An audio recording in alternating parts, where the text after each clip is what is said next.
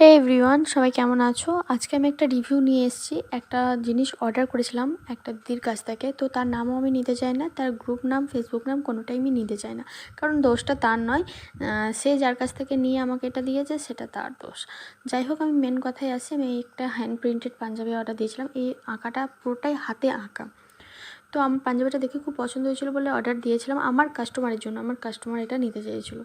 যাই হোক, আমার হাতে সময় ছিল না, না হলে আমি নিজে এঁকে বা আমার কাছে যে আঁকি, আমি যাকে দিয়ে কাজ করাই, তো তাকে দিয়ে আমি করাতে পারতাম।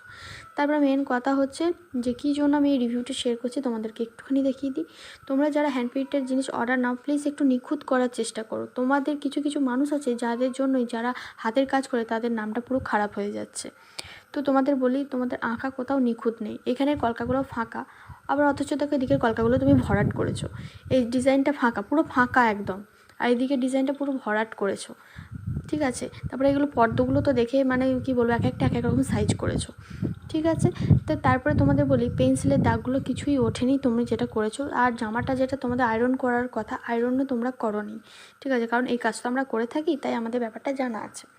তারপরে তোমাদেরকে দেখায়, তোমাদের কোনো পদ্ম এঁকেছো, দেখো এগুলো পদ্ম আঁকা হয়েছে। যাই হোক, তারপরে এই দিকের কলকা আলাদা, ওই দিকটার কলকাটা দেখো আলাদা, দুটো কলকা কিন্তু একদমই আলাদা, বুঝতে পারবে ভালো করে দেখলে। ঠিক আছে, মাঝখানে ডিজাইনগুলো খাপছাড়া খাপছাড়া, কোনো কলকা ভরাট, কোনো কলকা ভরাট নেই। এবার যদি তোমরা বলো যে ডিজাইনটা এরকম ছিল, এটা কখনো মানা যায় না। আমরা ডিজাইন দেখে অর্ডার করি। আর এইটা দেখো, মাঝখানে সব কলকাগুলো ভরাট, অথচ মাঝখানের কলকাগুলোর কী অবস্থা, মানে তার আঁকার ইচ্ছে নেই, এরকমভাবেই সে এঁকেছে, মানে যাই হোক করে দিয়ে দিতে পারলে বাঁচে সে। কেন করো তোমরা এরকম? তোমরা যখন আঁকতেই পারবে না, তোমাদের সময়ই নেই, হ্যাঁ, তোমরা কেন একসাথে এত অর্ডার নাও, আর কেনই বা তোমরা সেল করো? পয়সা দিয়ে তো আমরা কিনি জিনিসটা, আমাদের টাকা দিয়ে কিনি, তাই না? আমাদেরও তো মানে পয়সাটা দিতে হয়। তারপরে দেখো এই দিকটা এঁকেছো, আবার কিছু কিছু জায়গায় আঁকোইনি, ছেড়েই দিয়েছো। ঠিক আছে, কোনখানটা ছেড়ে দিয়েছো আমি তোমাদের দেখাচ্ছি। তারপরে এখানে দেখো অবস্থা, দেখো তোমরা একদিকটা সরু, একদিকটা মোটা, যেমন পারছো তোমরা এঁকে চালিয়ে দিচ্ছ। কেন করছো তোমরা এরকম?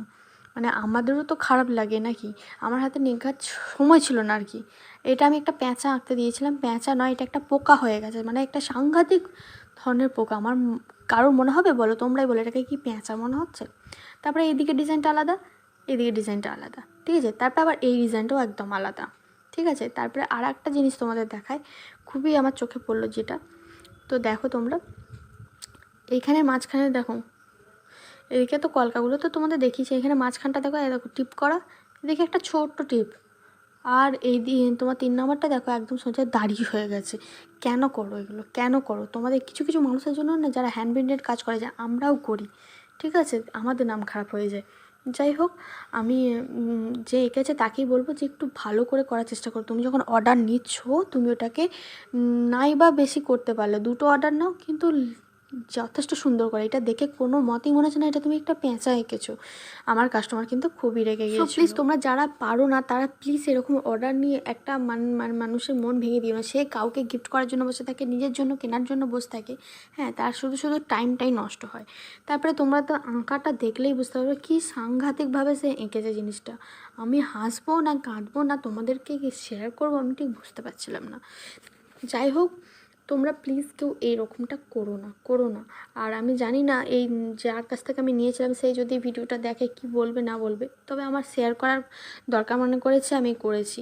হ্যাঁ, আমি তার অনেক দিনের পুরনো কাস্টমার ছিলাম। আমি যেহেতু রিসেলিং করি, তো আমি তার পুরনো কাস্টমার ছিলাম। তা হলেও সে আমাকে তো গ্রুপ থেকে রিমুভ করে দিয়েছে, বাদ দাও, সেটা আমি আর কিছু বলবো না, সেটা তার ব্যক্তিগত ব্যাপার।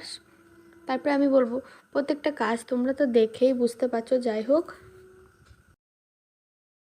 আমার তো খুবই খারাপ লাগলো। যদি ভিডিওটা ভালো লাগে তোমরা প্লিজ লাইক করে দিও। আর এরকম যদি তোমরা রিভিউ চাও, যে আমি প্রত্যেকটা জিনিস যা যা নিচ্ছি রিভিউ শেয়ার করি, তো তার জন্য চ্যানেলটাকে সাবস্ক্রাইব করে দিও। পাশে থেকো। বাই বাই, দেখা হচ্ছে নেক্সট।